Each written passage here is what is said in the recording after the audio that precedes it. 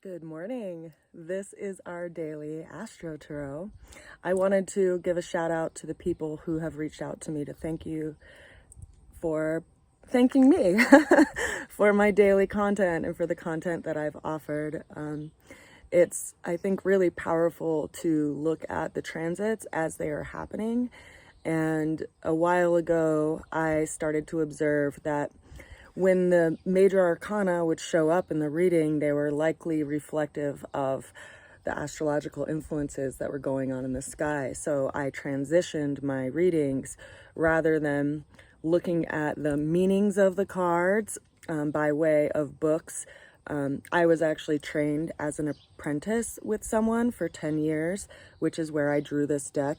It's actually the second deck that I drew in that apprenticeship.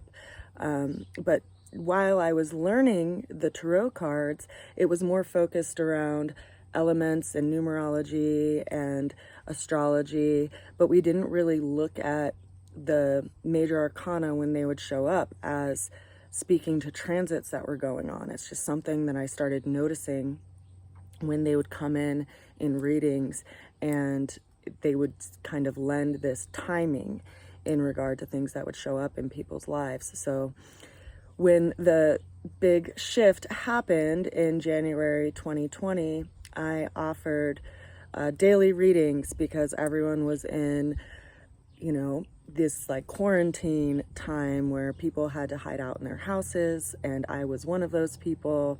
And it was a way that I could connect with people via the cards and share with them some of the influences that we were all going through by a way of, I guess, my intention was to help people not feel so alone, because we all are in this together, even if you are in your little separate compartment of your house, or even if you're in a room surrounded by people that you actually feel alone, even in that community, where that's just something that the mind does to us.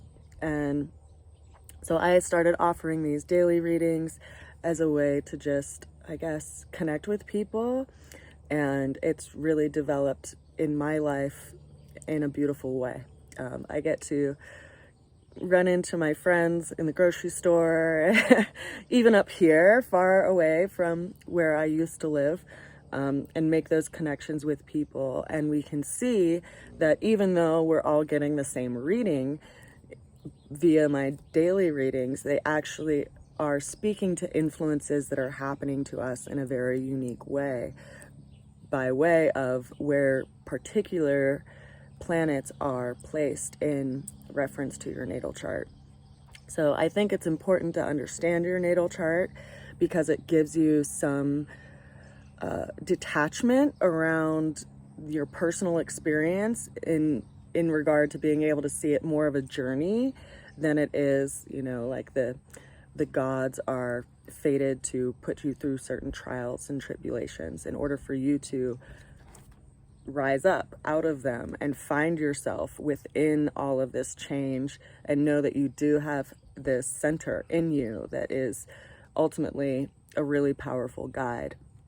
So with all of that said, being that we're almost 4 minutes in, I'll go ahead and jump into today's tarot.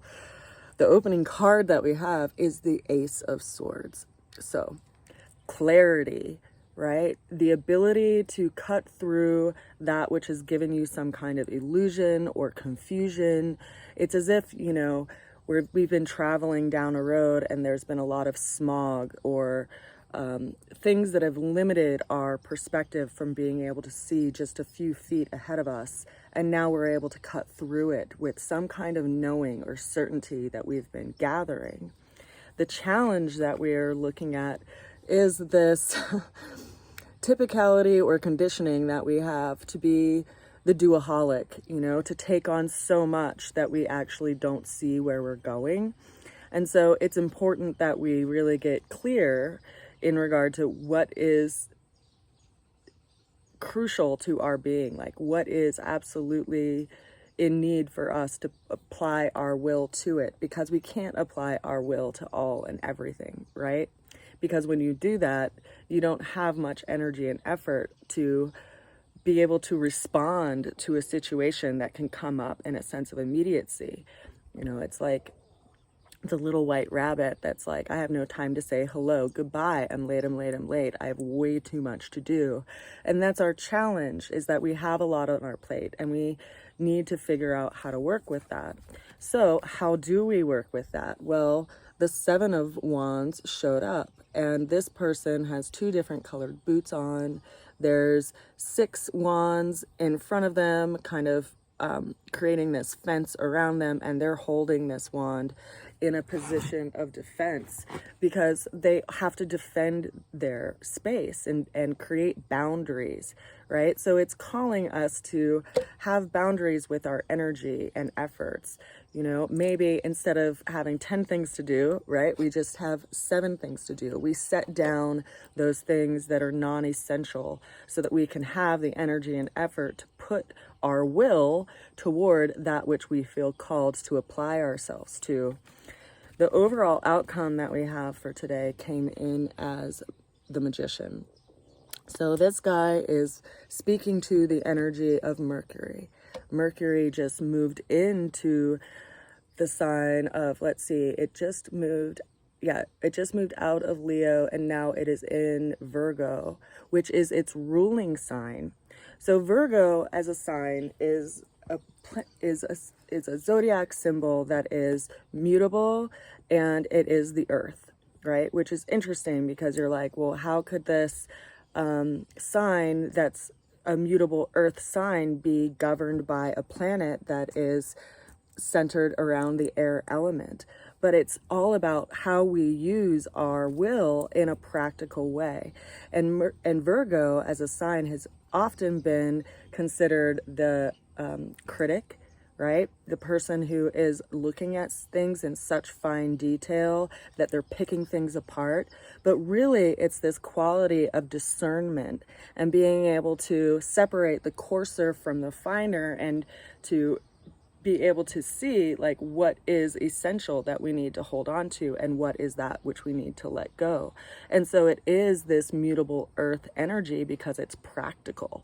It's a practical energy that can kind of work through situations. And so when we have Mercury sitting in this sign, and we consider that, you know, the conjunction that we had in mid-July of the Sun and Mercury was kind of like the messenger of the gods meeting with the essence of ourselves, right? Like our mind meeting our internal essence and having this conversation. And then Mercury being the fastest moving planet, it set off on its journey to then move into other areas of our chart. And right now, today, it has moved into the placement of the Virgo zodiac sign. So for myself, I have a Virgo rising, which means that Mercury is now transitioning over my first house and my sense of self, and bringing me some energy and perspective by way of where I want to put my energy and effort, and also where I want to put my will. Now we consider the Magician, and the Magician is actually this symbol of having all of our tools and having all of the ability at our fingertips to manifest and create that which we feel called to create, and to remember that. And so if we get stuck in this place of, well, I really want to do this and I feel really called to do this, but I have all of these other things that I have to do, we have to start having some discernment with our own duaholic nature, right? And see what we can actually set down that isn't essential, so that we can apply ourselves to that which we feel really called to move towards. And so this is a pretty great work right now, in that we have the messenger of the gods moving into the sign of Virgo, and it's as if we are getting help to have some discernment in our lives by way of where we apply our energy and effort, and also some support in knowing that we are fully capable to create that which we feel called to if we just apply our energy in the direction that we want to build. So I think overall this is a really positive reading for today, and it is also a gentle reminder for all of us to have boundaries in regard to what is precious to us and what we want to build, because people will respect that ultimately, but it's us that has to respect it first and foremost. I hope you all have a beautiful day. If you think that someone in your life would benefit from my readings, feel free to share them. I have my readings both on Instagram and Facebook whenever my internet allows for me to upload them. And then I also upload them onto YouTube, so you can find them in any of those places. I send you a good wish. I do, in all my heart, hope that you are well. And I'll see you again soon. Bye for now. Mwah.